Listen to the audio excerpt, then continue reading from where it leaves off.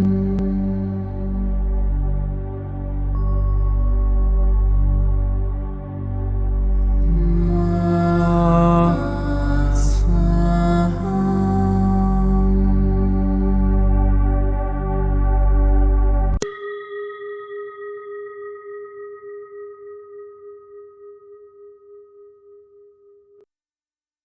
qui suit est la transcription d'un échange entre Mathias de Stefano, désigné ici comme moi, et son soi supérieur, désigné comme je suis.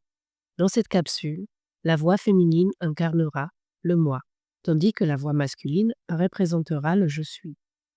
Cette conversation, intitulée Les Ténèbres, a été réalisée le 19 août 2020. Pourquoi est-il si difficile pour tout le monde d'accepter nos ombres? Parce que toute notre vie a été basée sur la recherche de la lumière et la fuite des ténèbres. Dans quel sens? Dans chacun d'eux, le premier organisme unicellulaire de la planète a émergé à la surface en s'échappant des profondeurs sombres et froides des abysses océaniques, pour rechercher la chaleur du soleil et réaliser la photosynthèse. À partir des algues et d'autres organismes qui se nourrissaient d'algues, ils ont trouvé dans le développement des yeux un moyen d'identifier la lumière, de la trouver et d'identifier les objectifs, essentiellement la nourriture. De là, ils se sont répandus à travers le pays. Arbres cherchant la lumière du soleil, reptiles ayant besoin de sa chaleur, mammifères vivant selon les heures de clarté. Les humains ont découvert comment dominer le feu et ont pris possession du soleil entre leurs mains, portant la lumière qui guide la nuit. Le soleil à l'horizon marque les chemins, les buts, la vie, le destin. Et puis les histoires, les visions du monde, les religions deviennent toutes des décorations autour de la lumière du soleil. Le soleil devient le symbole des rois, de Dieu, de tout ce qui est bon, car la lumière donne la sécurité. Lorsqu'un enfant naît, il émerge des cavernes sombres du ventre maternel à la recherche de la lumière, où il trouve liberté et expansion. La lumière et le soleil sont de grands protecteurs contre les attaques des prédateurs, des mammifères plus gros, qui peuvent attaquer et tuer la nuit. Ainsi, la lumière du soleil devient le symbole de la lutte contre les ténèbres, et on croit dans le subconscient que c'est la nuit que se trouve le mal, ce qui est sombre, ce qui me dérange, l'ennemi, l'antagoniste de notre aventure, qui nous montre nos faiblesses. Ainsi, tout ce qui est mauvais, ce qui nous rend faibles, ce que nous détestons, ce que nous n'acceptons pas ou ne reconnaissons pas chez les autres et en nous-mêmes se trouve dans l'ombre. Ainsi, le blanc est considéré comme le plus proche de la lumière et le foncé des ombres. Une des clés du racisme. Précisément, sur le plan émotionnel, tout ce que je ressens est un péché, ce qui n'est pas digne de la normalité. Les pensées négatives, les choses interdites, le monde secret de nos pensées et de nos désirs, ce que nous n'aimons pas chez nous, ce que nous voulons se cacher des autres, ce qui nous rend faibles. Tout cela est placé dans l'ombre, caché de la lumière à cause de la honte de l'avoir en soi. Comme une décharge, les ombres deviennent la décharge de l'être où se reproduisent les insectes, les bactéries, les virus qui se nourrissent de ces déchets. Mais tout comme dans votre société, les déchets, ce que vous ne voulez pas voir, sont jetés dans la cour et ils contaminent, empoisonnent l'eau, génèrent des gaz, génèrent l'effet de serre et tout retombe dans nos vies, nous nuisant encore plus. Les ombres nous rendent d'une manière ou d'une autre ce que nous leur avons jeté pour ne pas vouloir le voir. Elles nous rendent le résultat de ce que nous avons caché et quand nous le voyons devant nous, nous l'appelons l'ennemi, l'obscurité. Donc tout ce qui nous arrive de mal n'est rien d'autre que l'effet boomerang de ce que nous avons nous-mêmes jeté dans l'ombre. Qui est responsable de la pollution planétaire? L'homme d'affaires qui a construit l'usine ou les gens qui achètent le produit? C'est une symbiose. Les deux génèrent le conflit. Par conséquent, haïr l'obscurité, ne pas l'accepter, c'est précisément l'irresponsabilité de ne pas savoir gérer ses propres déchets et ordures. Si nous apprenions à réutiliser cette énergie en lui donnant une nouvelle finalité, Peut-être n'y aurait-il plus de décharge nocturne. Alors, les ombres, celles qu'on a placées comme ennemies, ne se nourrissent que de ce qu'on leur donne, n'est-ce pas? Tout d'abord, considérer l'obscurité comme l'ennemi de la lumière est typique d'une planète située sur l'orbite vitale d'une petite étoile comme le Soleil. Le fait qu'il y ait en moyenne 12 heures de lumière et 12 heures d'obscurité génère dans le subconscient une idée qui donne des attributs à chacune d'entre elles, en fonction de l'expérience. Il est normal de penser que la nuit est le lieu du mal. Si depuis le début de votre espèce, c'est pendant la nuit que les attaques des animaux prédateurs ont été reçues. De même qu'il est normal qu'une personne qui a été maltraitée par son père ait une certaine méfiance ou peur de tous les hommes qu'elle rencontre. La généralisation est un acte de survie qui prodigue à l'environnement les attributs du fait qu'il a vécu dans ce contexte. Vous savez bien que sur les planètes à plusieurs soleils, où la nuit n'a pas d'influence, les êtres ne possèdent pas un subconscient surchargé de peur et de préjugés. De même que sur un monde au soleil éloigné, où la vie a tout de même prospéré, l'ombre et la nuit seront les espaces naturels du confort et de l'harmonie. Tout dépend de la perspective, de l'expérience acquise dans l'un ou l'autre environnement. Et quelle est l'origine de cette obscurité que nous craignons tant au niveau divin? Le diable et ces choses-là? C'est-à-dire que beaucoup considèrent que tout ce dont nous faisons l'expérience est un piège venant d'une entité supérieure ou des systèmes des ténèbres. Ils lui donnent de nombreux noms. Ils sont tous résumés dans le mot irresponsabilité. Le mot responsabilité vient du latin respondere, c'est-à-dire avoir la capacité de répondre à une circonstance défavorable. Blâmer un être ou un système pour vos propres incapacités à les gérer et à déclencher une réponse au conflit qui lui soit productive et transcendantale vous rend irresponsable. Croire que les maux dans votre vie sont dus à un démon ou à un ennemi, c'est ne pas être capable de faire face à la puissance intérieure qui dépasse tout cela. L'obscurité a émergé à côté de la lumière, car au moment où l'explosion initiale a généré de la matière, toute la lumière qui a émergé a provoqué des ombres dans les particules. L'obscurité est simplement l'absence de lumière. La lumière est la seule chose capable de provoquer des ombres. Mais alors, pourquoi l'espace est-il sombre, noir? Parce que vos yeux ne peuvent pas voir la lumière lointaine dans les confins. Votre capacité oculaire est limitée au système solaire dans lequel vous vous trouvez. Et la poussière d'étoiles et les nuages de gaz limitent votre vision, ainsi que la distance, ce qui rend les ondes de rayonnement de lumière et d'énergie imperceptibles. Donc tout est lumière ou absence de lumière. Exactement. Dit ainsi, il n'y a rien ni personne contre la lumière. Mais j'ai moi-même connu l'obscurité dans ma vie. J'ai ressenti des démons. J'ai dû y faire face. D'où viennent ces systèmes de densité, de ténèbres et d'ombre? Au début, la lumière pure s'étend, créant de l'énergie. L'énergie génère des atomes, des molécules, des structures complexes, des éléments chimiques. Ceux-ci entrent en collision, réfractant la lumière en différentes ondes de vibration. Plus les ondes sont grandes, plus la lumière se déforme en voyageant dans l'espace, créant ce que vos yeux perçoivent comme des couleurs. Ces gammes de couleurs continuent à se diversifier en fonction des imperfections de la matière, qui réfractent de plus en plus la lumière, créant plus de dissonance dans les ondes, créant ainsi différentes fréquences. Plus la lumière s'étend et se réfracte, plus il y a de couleurs qui, divisées par des milliards, donnent l'apparence de l'obscurité. Qui a donc créé l'obscurité? Les formes, la matière, qui naît de la même énergie. La même lumière qui a créé l'énergie génère l'apparence de la matière. Et c'est la matière qui crée des motifs, qui limite le voyage de la lumière, qui déforme son propre chemin. C'est comme si l'on prenait une surface lisse et plate à travers laquelle la lumière se répand, et que l'on décidait de plisser cette surface, ce qui donne des mirages, des reflets. Plus il y a de rides, plus vous verrez de couleurs, et dans les crevasses de ces ondulations, des ombres seront projetées. L'absence de lumière.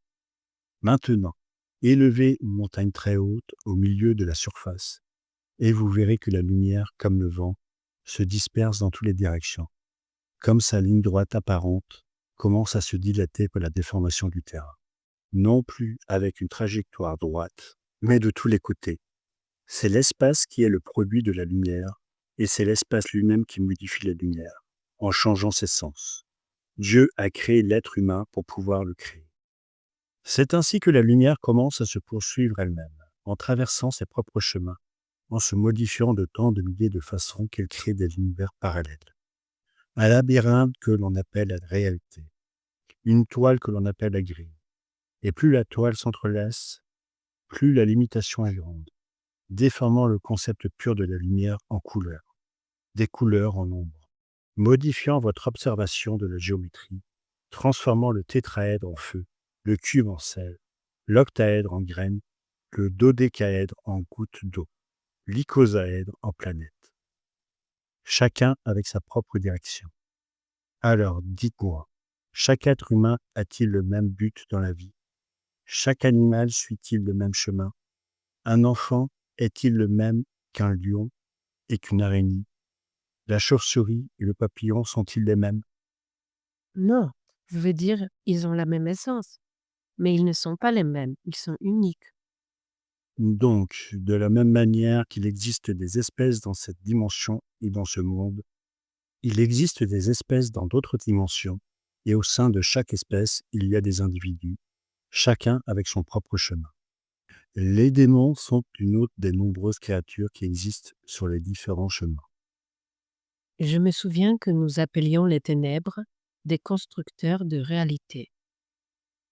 Elles sont comme des fourmis ou des abeilles, qui construisent leur propre monde en dévorant celui extérieur. Et elles n'hésiteront pas à piquer si vous les gênez. Ah, maintenant que j'y pense, cela ne vous semble-t-il pas très humain aussi? Et si les humains étaient des démons, pour les êtres que vous appelez démons? Bon point. Ce serait comme penser que pour les vaches, les poules et les cochons, tous les humains sont des meurtriers, des génocidaires. Selon l'endroit où vous vous situez, un aspect de la lumière semblera toujours avoir des ombres et être l'obscurité. Quand on voit que les bâtisseurs de réalité ne sont plus des déformateurs de lumière dans le but de construire leur propre monde, de la même manière qu'on coupe un arbre pour faire une table, qu'on tue un animal ou une plante pour se nourrir, qu'on brise une montagne pour construire une maison.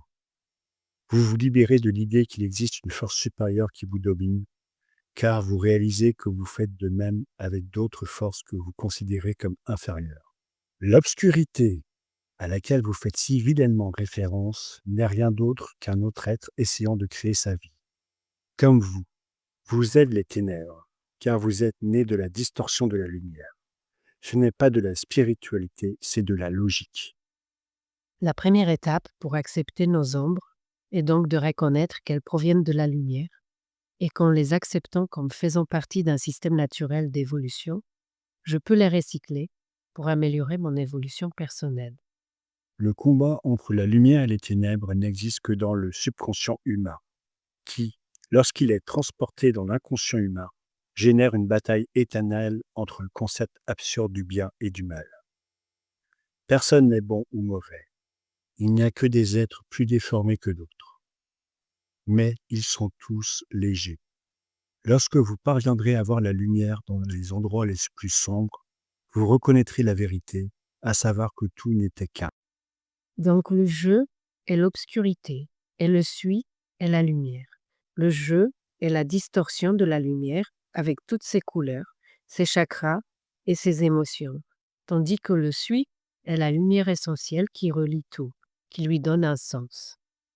Le grand conflit d'être dans l'ombre, c'est qu'on peut se perdre dans le labyrinthe. Et à cause de la capacité infinie de création de l'ego, vos chemins peuvent vous conduire de plus en plus loin de l'idée générale. Mais je vous le répète, peu importe pour moi, pour le suis, jusqu'où vous allez. Contrairement à l'idée que vous vous faites des dieux, je ne me soucie pas de la distance qui vous sépare de moi. Je ne suis pas attaché à votre être. Je n'ai pas besoin que vous suiviez le droit chemin de l'esprit. Je ne cherche pas vos louanges. Je n'attends pas que vous m'honoriez ou que vous me reniez. Je ne vous interdis pas d'adorer de fausses idoles ou de faux prophètes, car je sais que j'habite tout et que, où que vous vous tourniez, je serai là, même si vous vous perdez, car pour moi, il n'y a pas de labyrinthe. Alors, qu'est-ce que tu attends de moi? Emportez une carte avec vous, le voyage est long, et des millions de choses peuvent se produire. Vous pouvez prendre des milliers de chemins, vous conduisant à travers l'ombre et la lumière, mais si vous connaissez la carte, notre carte, alors vous serez en mesure de les parcourir sans vous perdre, en sachant où vous êtes, en étant responsable du chemin que vous choisissez. Je comprends. Il ne s'agit pas de suivre la lumière ou l'ombre. Il ne s'agit pas de s'évader. Il s'agit de connaître tous les chemins, de les parcourir sans crainte. La carte de la création est pleine de conflits, et vos émotions, vos expériences en sont les outils. Pour un long voyage comme celui-ci, vous aurez besoin d'un couteau suisse, l'un de ceux qui offrent de nombreuses options d'utilisation. C'est votre niveau émotionnel. Tout ce que vous consommez sur votre chemin deviendra votre carburant. Si vous connaissez la carte, vous savez où aller et vous saurez utiliser les outils. Alors, comment faire face à mes ombres? Reconnaissant qu'ils font partie de votre lumière, de votre chemin, que si vous les recyclez, ils vous seront utiles. Les peurs, les désirs, tout ce qui est caché en vous, c'est le pouvoir, c'est la force. Vos faiblesses sont ce qui vous rend grand. Vos erreurs sont ce qui vous rend sage. Vos désirs sont ce qui vous motive. Vos pensées négatives sont ce qui construit votre réalité. Donnez-leur un but, écrivez-les, parlez-en, laissez-les sortir. Le chemin devient plus lourd avec un sac poubelle que vous pourriez facilement utiliser pour transformer en compost. Récolter et ainsi vous nourrir. L'obscurité est cet outil dont vous disposez pour trouver le chemin de la lumière, car l'obscurité n'est rien d'autre que la lumière dispersée en des centaines de chemins. Ainsi, lorsque je nie mes ténèbres, je bloque une partie de ma carte. Et je le fais en pensant qu'en niant ces chemins, je trouverai le chemin droit vers l'illumination. C'est une grave erreur humaine de penser que le soleil vit à l'est parce que c'est là qu'on le voit se lever. Plus vous voyagez vers l'est pour connaître la demeure du soleil, plus vous vous retrouvez à l'ouest, là où vous pensiez qu'il se couchait, là où vous pensiez que c'était le coucher du soleil et la défaite de la lumière. Car la lumière est toujours là, car la lumière est la carte même. N'ayez pas peur d'emprunter ces chemins. Allez à l'intérieur. Voyez-vous vos ombres? Oui, Et que vois-tu? tyrannie, contrôle, c'est la première chose que j'observe. Vous cachez votre pouvoir de guider et de diriger de peur de réveiller en vous un tyran. Prenez l'énergie du tyran. Regardez fermement votre horizon. Dites-vous, tout cela est à moi. Faites en sorte que votre tyran se sente empereur de son monde intérieur et faites-en le souverain de vos ombres. Donnez-lui un but et il ordonnera votre carte. Cet aspect de vous n'attend que vous pour lui donner un sens d'existence. Vous ne deviendrez pas un tyran si vous lui donnez une tâche, car il dépensera son énergie à quelque chose de productif en mettant de l'ordre dans votre vie. Il y a aussi la manipulation. Oh, c'est très courant. Tous les humains manipulent. C'est une réaction utile pour survivre dans un environnement hostile. De la parole, de l'émotion. Il n'est pas nécessaire de manipuler avec agressivité. Vous pouvez aussi le faire en pleurant, n'est-ce pas? Dans mon ombre, les pleurs sont un moyen de préserver mon intégrité. Mais je l'ai reconnu. Et lui avez-vous donné un sens? J'en ai fait quelque chose d'artistique. J'ai écrit, j'ai raconté mes peines, qui peuvent être utiles à d'autres. Très bien. Et parle-moi de ta sexualité. Par peur de partager ce que je ressens et ce que je suis, j'ai caché à l'avance beaucoup de choses que j'aurais aimé partager. Des choses qui m'ont fait gaspiller de l'énergie inutilement. Eh bien, la peur du tabou, de ce que diront les gens, nous fait faire des choses pires sur nous-mêmes, jusqu'au moment où nous prenons le courage de les dire, de les mettre en lumière. Ce faisant, vous avez reçu plus d'amour que prévu. Oui, Parce que nos ombres sont des enfants qui ont peur, des enfants qu'on enferme dans une pièce sombre, que l'on maltraite. Nos démons internes sont des émotions que, parce qu'elles surgissent de nos intestins et nos reins, nous les avons niées comme des déchets et traités sans amour, avec dégoût, alors que ce sont eux qui absorbent les nutriments pour que nous puissions vivre. Ils ont juste besoin d'un câlin d'amour inconditionnel. Tout ennemi est un ami qui n'a pas reçu notre amour. Toute maladie est la réaction d'un manque d'attention. Tout conflit est le produit d'une résistance au don et à l'ouverture. Toute guerre est due au manque d'équilibre entre toutes les parties. Chaque démon est un ange effrayé. Toute rage est un enfant refoulé. Toute colère est l'absence de caresse. Toute lutte est le manque d'écoute. Il n'y a pas de mal, car le mal naît du refus du bien, de l'ignorance de celui qui en a le plus besoin. je dois aimer mon ombre, cet enfant blessé qui a mal réagi parce qu'on ne s'est pas occupé de lui depuis le début. N'oubliez pas que dans le sacrum se trouve le moteur de toutes les émotions, matérialisé dans le système digestif composé de la vésicule biliaire, des intestins, des reins et de la vessie. Ils prennent tous les nutriments, et même si leur résultat visible est les déchets, les pipis et les crottes de votre corps, qui serviront d'engrais pour la nature, le résultat invisible est aussi votre sang, votre force, votre vitalité et toutes vos émotions. Toute l'émotion qui naît de moi est le produit final de mes ombres et lumières. Et dans ce jeu, je suis les ténèbres. Et je suis la lumière.